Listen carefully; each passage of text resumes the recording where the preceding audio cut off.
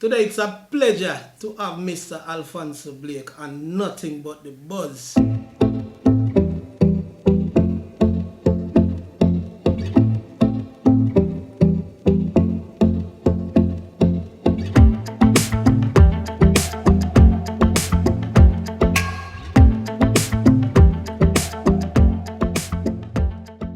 I grew up watching this young man. Trust me, now I'm a little bit younger than him. And he and my brother usually go to school. And, Who said so? you know, it's an honor for me to be hosting this interview. And I'm really getting to find out more about Mr. Blake. So, who is Alphonso Blake? Well, thank you very much for having me, and thanks for the pleasure of interviewing me. Who is Alphonso Blake? Alphonso Blake is a simple young man from the hills of Red Hills, nothing fancy, nothing dandy. Alphonso Blake is what you see is what you get. So I don't know if that will leave the persons in more question than answers, but that's me. Fair enough.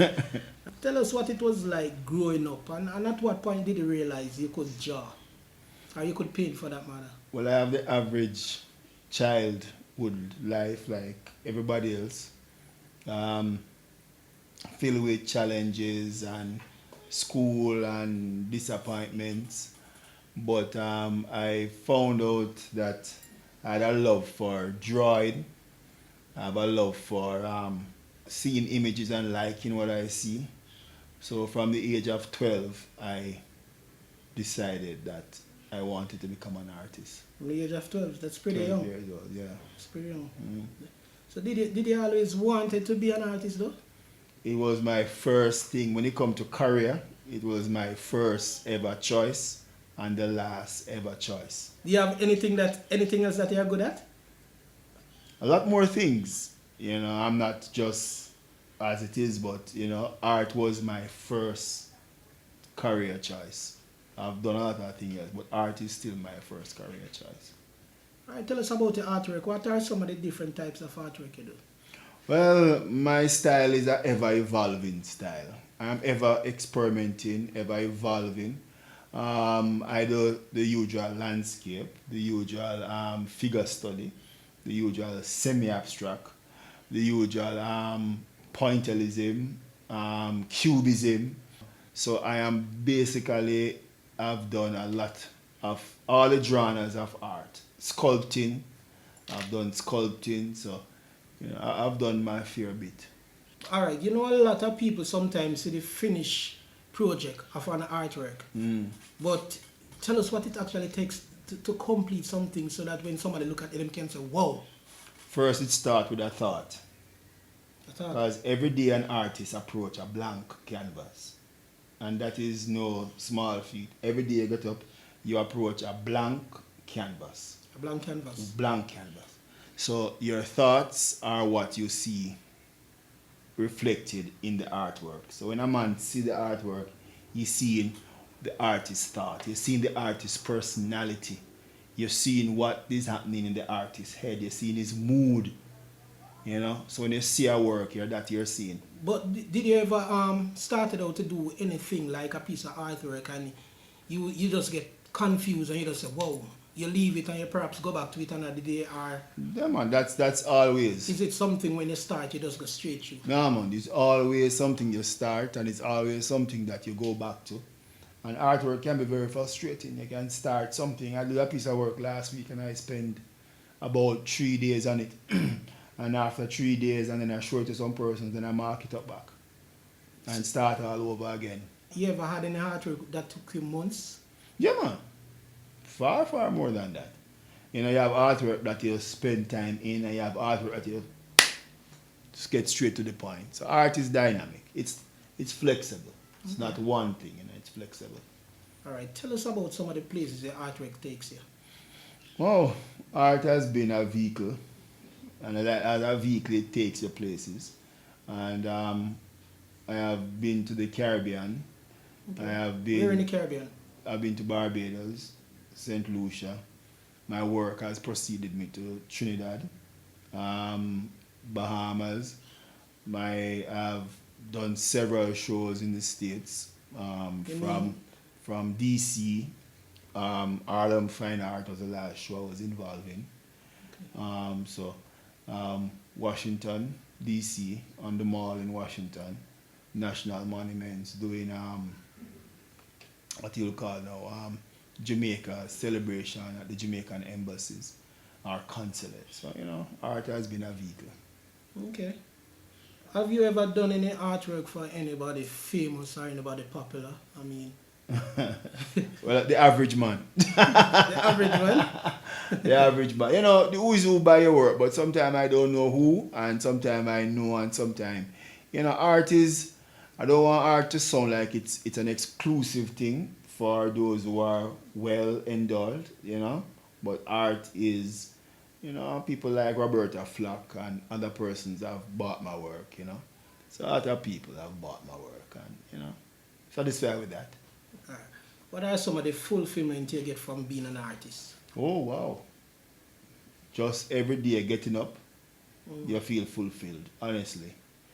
Number one, it's fulfilled that you are doing and pursuing your own passion, that which you love, and that not everybody get to do that.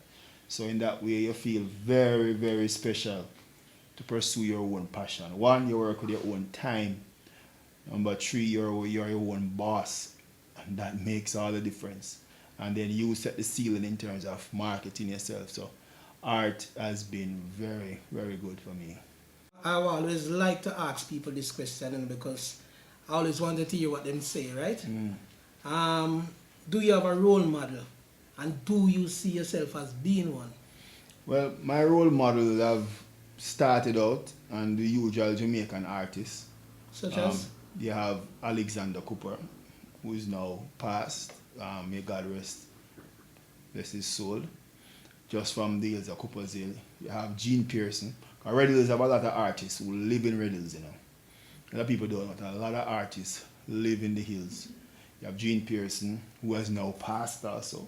Okay. And you have, in my earlier days, you have Barrington Watson, who is passed also. You have George Rodney, and you have all the group of guys, Ken Spencer, all those guys from the old school, first Jamaican, real artists.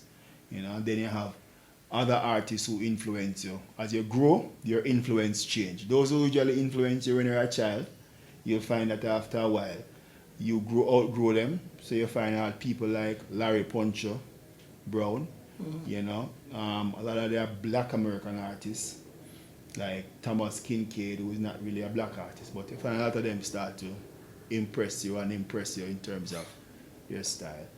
You ask next question, am I a role model? I hope so. I really hope so. I really hope somebody can see something that they can emulate, because life is short, and in this road we come with nothing and we're going to take nothing with us. So right. I hope I'll be a role model for somebody. I hope so too. Are you currently working on anything new right now?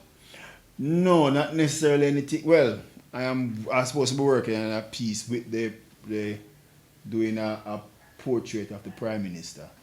And that has been the Prime Minister. Yeah, that has been beating out the daylight out of me. So I'm working on 2 portraits. Of the Honorable Brogard. Well, I don't know if it's a Brogard, but yeah, I've been working on some work and, just basically experimenting. And I'm always experimenting. I'm always pushing the boundary. So I'm always doing different things, Mr. Blake, I see you have a very interesting piece of art right there. I like it. Tell us about it, no? Well, this is my latest style. The name of it is called Freedom Dance. Freedom Dance. Freedom Dance. And like you see, everybody's dancing and it looks very exciting. And getting on bad. Very exciting. And jumping and twirling and twisting. The movement started from the Jamaica Dance Theatre Company, where the dancers and how they move, I saw it in a magazine. And then I wanted to do dancers. But I wanted to do dancers, not realism. Either see the dancer, either see the head, either see the foot, either see the hand, and it looks so real. And you say, wow, that's a dancer. But I want to capture a little bit more of, as I always say, art is not so much a look, but a feeling. You ever walking down the road and I don't know anything. You see something, but you see it, but you don't see it. But then you look again and you see something and you say, wow, what is that? You take a closer look. So this is what is happening. That's here. what it is. Yes. So what you find out is that you see the people how big their feet are to show strength, you know, and you see how small their heads are. So you're looking from a perspective of like it's almost like a Joseph Olston American artist style. Where you're looking at an image from a different perspective. Looking for it maybe from down lower and up. And the twisting and the twirling and the combination of the hands in the hair, you know, the head's black, referring to the Afrocentric, you know, look, and the people dancing. So here and then, this is my style now, where I use the brush. You know, you have pointillism, where they use dots, but now I use squares. So I'm starting a new movement where I'm using squares Oh, in like this, not necessarily dots, because people know pointillism from dots, but this is squares. So I don't know if it's rightfully to call it pointillism or squareism.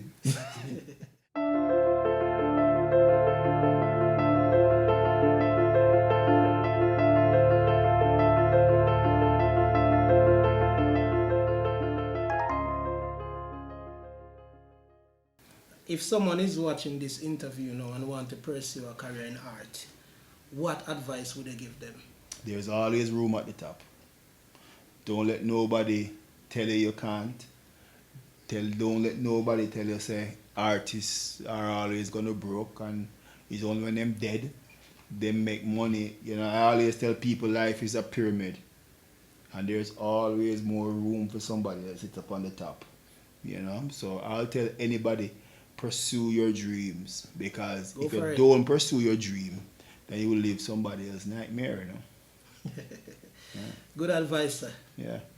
Well, how have the COVID pandemic impact business and art sales for you? It has been good and it has been bad, because what COVID has shown us is that networking is important and your core supporters are very important. So you always have to go back to your core supporters.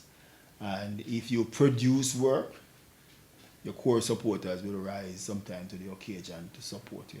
So COVID has been devastated in terms of you cannot do any exhibition or shows out in the public. But people who follow the work and people who know the work, because remember I've been an artist now for almost 30 years. 30 years. So persons who have known the work follow the work, and people who like it will find it, you know. So, you know, it has been good and it has been bad.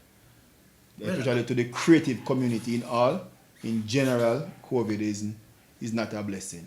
But we can turn around it to make it work for us if we just play our cards right. And be patient. It's not going to be like before, you know.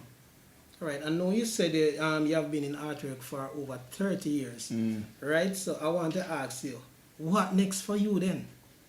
Because it seems as if you have covered a lot of grounds. No man. I don't reach my potential as yet. Is there any other heights that you feel you could reach? Yeah man, because guess what? It's about maximizing my potential. And potential is something that is always in you. You have never reached it yet. You know, it's just like trying to reach the top. You know, so there's always, as I always tell people, there's room at the top, and I am still pressing on. Not for necessarily to say I am a top artist or I'm a top person. But, you know, I don't really focus on trying to be better than other artists, you know. I never yet focus. As a matter of fact, I will always pull away from the crowd. I don't try and compete with others, because I found that when I compete with them, I am watching what they are doing. No, I just stay with my lane and mind my own business. So I believe the limit for me is just what else is in me that has not yet come out. And there's more in me. A lot more.